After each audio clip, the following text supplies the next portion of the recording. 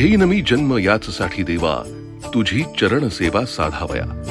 संत श्रेष्ठ तुकाराम महाराजांच्या या अभंगातील चरण सेवा ही केवळ भक्तीची अभिव्यक्ती नाही, तर ते सेवा, समर्पण आणि मानवतेचं तत्वज्ञान आहे. प्रत्येक गरजूची सेवा म्हणजेच ईश्वर सेवा, हीच आपल्या संत परंपरेची शिकवण आहे. याच संत विचारातून प्रेरणा घेत आणि माननीय मुख्यमंत्री देवेंद्रजी फडणवीस यांच्या संकल्पनेतून मुख्यमंत्री सहायता निधी आणि धर्मादाय रुग्णालय मदत कक्षानं एक अभिनव, लोकाभिमुख आणि समाजाभिमुख उपक्रम साकारला.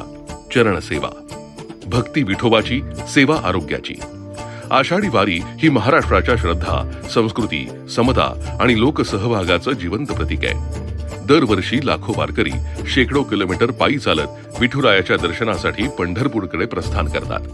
मुख्यमंत्री सहायता निधी आणि धर्मादाय रुग्णालय मदत कक्षानं शासन यंत्रणा, जिल्हा प्रशासन, वैद्यकीय महाविद्यालय, रुग्णालय, आरोग्य संस्था, सेवाभावी संघटना आणि हजारो स्वयंसेवकांना एका ध्येयासाठी एकत्र आणलं. या लोकसहभागातून धार्मिक परंपरा, आधुनिक आरोग्य सेवा आणि सामाजिक उत्तरदायित्वाचा प्रभावी संगम घडला. 2025 मध्ये 7 जिल्ह्यांपासून सुरू झालेला हा उपक्रम 2026 मध्ये विस्तारत 14 जिल्ह्यांपर्यंत पोहोचला.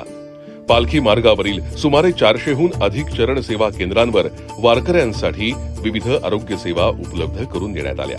यामध्ये औषधी आयुर्वेदिक अभ्यंग तेलाद्वारे चरण सेवा, फिजिओथेरपी, पंचकर्म उपचार, आरोग्य तपासणी, आवश्यक औषधांचं वितरण, प्रथमोपचार, आपत्कालीन रुग्णवाहिका सेवा तसंच गरजेनुसार पुढील उपचारांसाठी रेफरल सुविधा उपलब्ध करून देण्यात आली.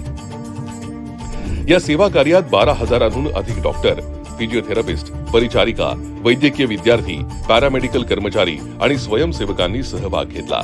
मुख्यमंत्री सहायता निधी कक्षाशी संलग्न रुग्णालय, महाराष्ट्र आरोग्य विज्ञान विद्यापीठाशी संलग्न वैद्यकीय, आयुष आणि पॅरामेडिकल महाविद्यालय तसंच 250हून अधिक सेवाभावी संस्था या अभियानात सहभागी झाल्या.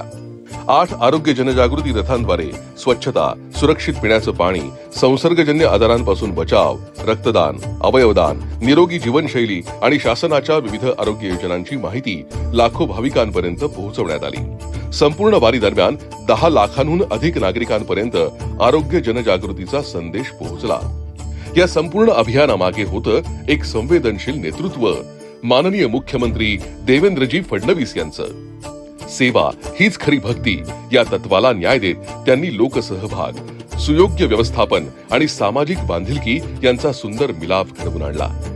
आज चरण सेवा हा केवळ आरोग्य उपक्रम राहिलेला नाही, तो महाराष्ट्राच्या संत परंपरेतील सेवाभाव, आधुनिक सार्वजनिक आरोग्य व्यवस्था आणि लोकसहभाग यांचा प्रेरणादायी संगम बनलाय.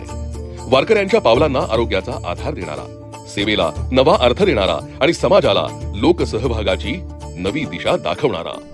मुख्यमंत्री साहेबांनी अर्थात देवेंद्रजीच्या संकल्पनेतून की माझ्या वडिलाची मी राशिका देवा, तुझी चरणसेवा पांडुरंगा, अर्थात माझ्या वडिलाची मी राशी चालवण्यासाठी आणि जे पंढरपूरच्या वाटेने चालत जातात त्यांची चरणसेवा हीच खऱ्या अर्थाने पांडुरंगाची सेवा आहे असं त्यांना भावलं आणि त्यांच्या संकल्पनेतून महाराष्ट्रामध्ये वारकऱ्यांच्या चरणसेवेचा उपक्रम एक साधनेचा मार्ग, सेवेचा मार्ग यांनी चालू केला. यामध्ये प्रमुख म्हणजे वैद्यकीय विद्यार्थी जे आहेत त्यांचा सहभाग फार मोठा आहे. त्यांना खूप आनंद भेटतो या विषयाचा. मी सबंध वारकरी संप्रदायाच्या वतीने या उपक्रमाला मनापासून धन्यवाद देतो. रामकृष्ण.